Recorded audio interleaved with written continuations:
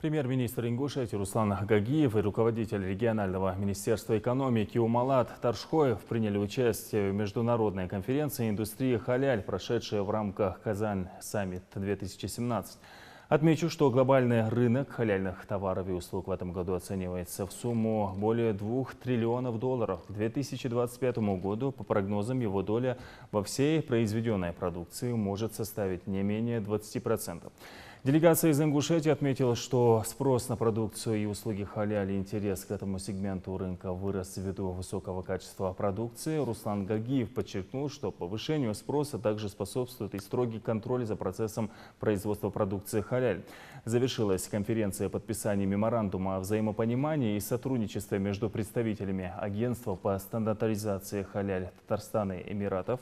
Руслан Гагиев также дал интервью местному телеканалу. Премьер-министр рассказал журналистам о социально-экономическом развитии Ингушетии.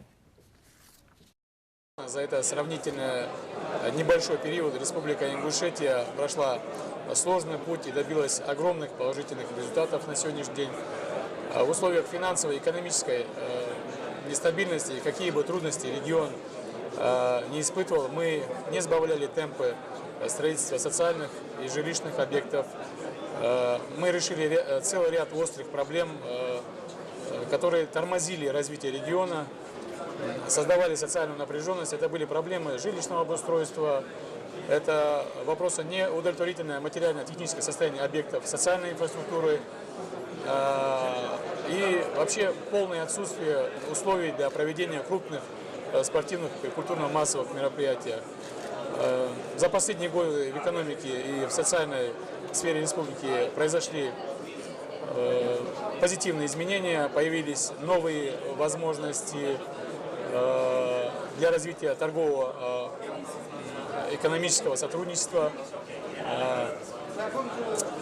вложения инвестиций. На протяжении последних лет особенностью инвестиционной политики нашей республики является, конечно, индивидуальный подход к инвесторам, работа на привлечении стратегических партнеров в целях успешной реализации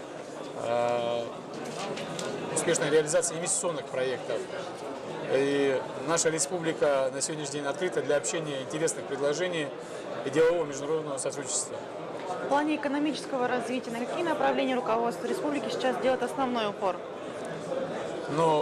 Перспективы экономического развития нашей республики связаны в первую очередь с эффективным развитием реального сектора экономики, сельскохозяйственного комплекса, который исторически является основой экономики республики.